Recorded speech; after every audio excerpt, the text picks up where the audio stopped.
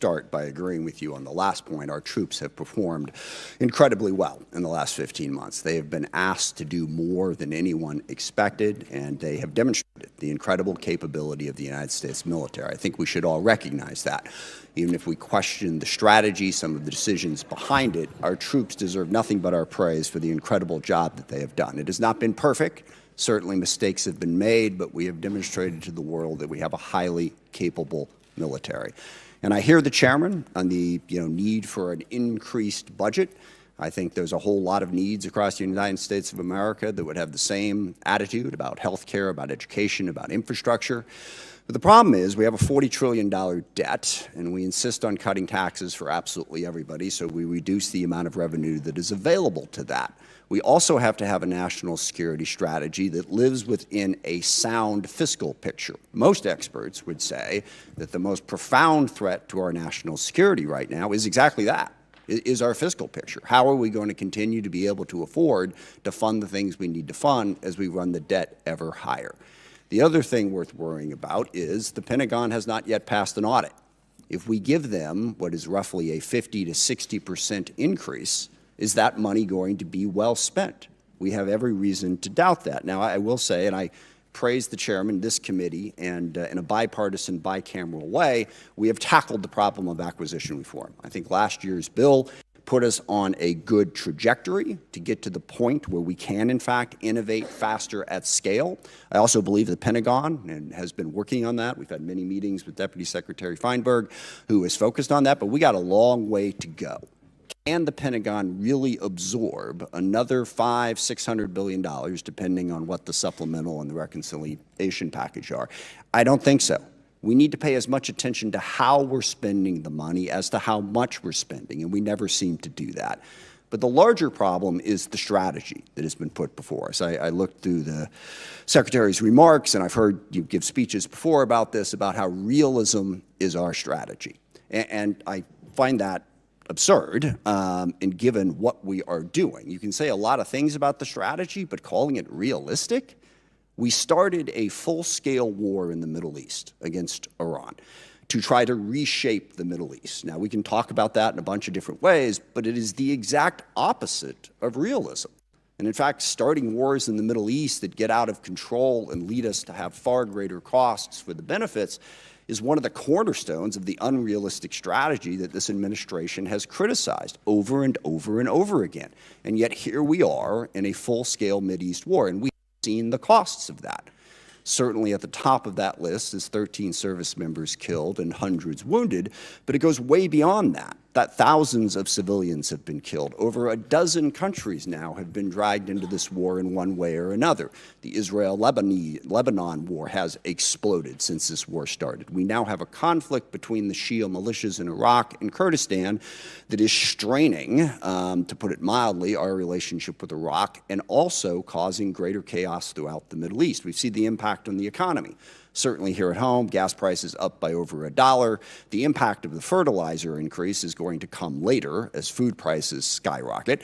But what is happening to us is a small part of what's happening to the rest of the world. Certainly the Middle East's economy has been tossed up in the air, but dozens of countries are rationing gasoline as we speak and experiencing extreme economic pain because of this war.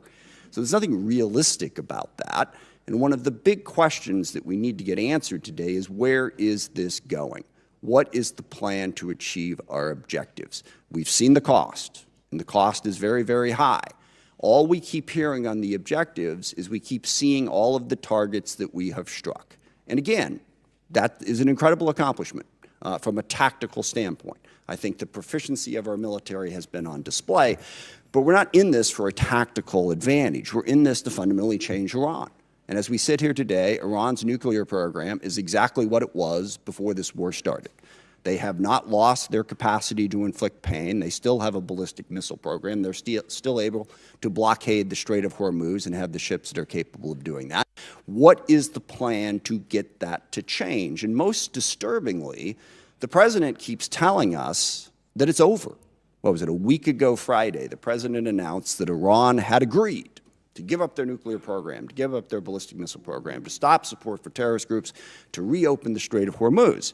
The only problem with that is literally none of that was true. He was completely making it up. It wasn't, Iran hadn't even agreed to meet with us, as became embarrassingly clear as the day spun out and poor J.D. Vance had to keep going back and forth to the airport. We never even had a meeting. So wish fulfillment is not really a strategy. I mean, maybe the president thinks he's doing some sort of Jedi mind trick and can tell Iran, you will give up your nuclear weapons, and they automatically will, but that's not working. So what we need to hear today is what is going to work. We have 50,000 troops in the region who are still at risk.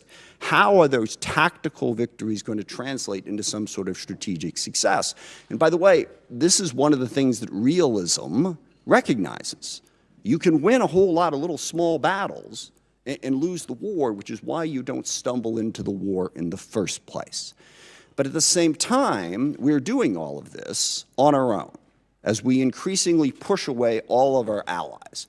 Sometimes just because we want to do what we want to do, but we don't want to have to consult them. Sometimes just gratuitously insulting them. I mean, in the middle of this war where we were asking NATO to come join us, the president took time out to insult President Macron and his wife.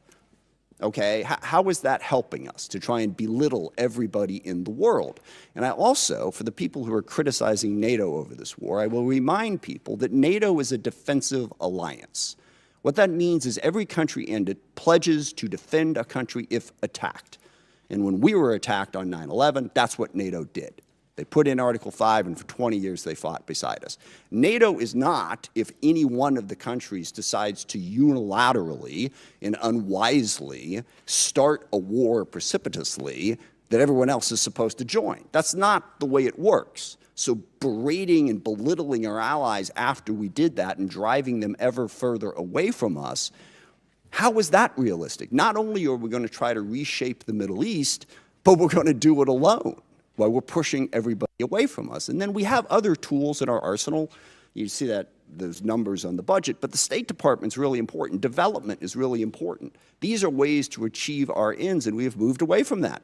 We got rid of the entire USAID, literally causing the starvation of children in countries where we had pledged to provide food, causing massive healthcare disruptions, people literally dying because we cut that off. In diplomacy, we have sidelined, again, the entire world. France and the UK have brought together 44 different countries that have an interest in trying to open up the Strait of Hormuz. We've pushed them all aside. And then we've even pushed aside our own diplomatic corps. We have a very, very talented State Department. I praise today the talent of our military, and I will stand by that. They deserve that praise. Our diplomatic corps deserves that praise too. But we've shoved them all to the side in favor of two real estate guys who are going to go negotiate all the deals in the world, which to date, by the way, has yielded exactly nothing. So there's nothing realistic about starting a war in the Middle East, going it alone, and pushing aside all diplomacy and all development and all other tools in our arsenal. And on top of that, of course, we also want to dominate the entire Western Hemisphere, including apparently annexing Canada and invading Greenland. How is any of that realistic? And then the administration comes before us and asks for what is a hopelessly unrealistic budget in this environment. Back on that chart there, when we were showing how much money we were spending on defense, we had a balanced budget.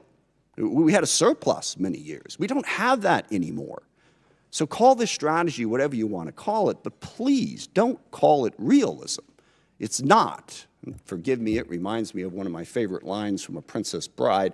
It's a tense morning. I want to lighten it up a little bit. And the guy keeps saying, inconceivable, when things happen. And finally, the guy says to him, you keep using that word. I don't think you know what it means. I don't think we know what the word realism means. So please, can we not have the realism conversation? Let's have the conversation about what the strategy actually is. And I'm sure you have a different definition of it than I do. But as I look at it, the strategy seems to be to use as much violence, as much threats, as much coercion as possible to bend the world to our will. I think that is a very dangerous strategy because one of the oldest cliches in the military is the enemy gets a vote. And we may think that we can stand up and talk tough and talk about how strong we are and how we're burying our enemies and they're begging for a deal. We can do that all day long, all right? But the enemy gets a vote. They don't have to do what we tell them to do. And meanwhile, that coercive, violent strategy undermines our credibility in the world, because the chairman is absolutely right. And this is one area where I strongly disagree with the folks on the far left who say that we don't really face any threats, that the U.S. is a malign influence in the world and always has been. I don't agree with that. China, Russia, Iran, North Korea, Hezbollah, Hamas, the Houthis, variety of other transnational terrorist groups, including, yes, narco-terrorists and human traffickers over here, they all are trying to weaken us, all right? They don't want a rules-based order. They want to play by their own rules. They want to push us aside. We want to be the side that stands up for the rules. But if what we're saying to the rest of the world is stick with us because we're a better bully than China, we coerce countries more effectively, that undercuts the very message we're trying to spread to build the coalition we need to be successful. I also worry about the values that we're showing the world. When the president threatens to kill off an entire civilization, that is the message coming out of the United States of America. If we are going to be this big, powerful force that throws our weight around the world wants to know at a minimum that we're doing it for the right reasons and with a sense of values to protect people, not to destroy entire civilizations. And we all hear that and we all go, well, gosh, you know, he probably doesn't mean it. Well, that is so reassuring, okay, that he's just making it up. We're supposed to be the United States of America. I grew up on stories of the U.S. at the end of World War II being the country that the Germans wanted to surrender to, not the Russians, because they knew they could trust our values. We don't seem to care about those values. No rules of engagement. Give them no quarter, all right? That is not who we are supposed to be. And just one final point on that. The girls' school that got hit in the first days of this war, there is absolutely no question at this point what happened. We made a mistake, and that happens in war. We identified this target based on earlier charts, and yet 2 months after it happened, we refused to say anything about it, giving the world the impression that we just don't care. We do not care about the casualties and the chaos that is caused by our war, and we should care, even if we want to prosecute that war. Now, I agree with the chairman. We need a strategy. We face the most complex threat environment that we've faced in a very, very long time. So we really want to hear from the administration. Don't give us this realism, chest-thumping stuff. What are we really going to do to meet those threats, to deal with the challenges we face? And I'll close just by saying one of the other ironies of this, of course, is we have a great example in the world right now of what our strategy should be and where our values should be, and that's Ukraine. And I'm really curious, you know, here we are, we roll out the red carpet for Vladimir Putin. We belittle and insult President Zelensky in the White House. He has no cards, right? Well, here we are a year after that. Looks like he had a couple cards to play, because Ukraine is actually winning against Russia.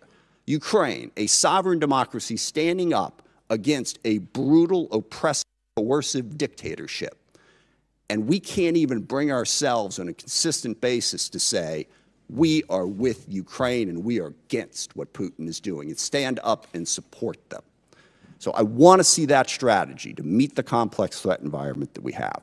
But simply saying we've already won and boasting and bragging and trying to belittle and insult the entire world, that's not going to get us to the posture that we need.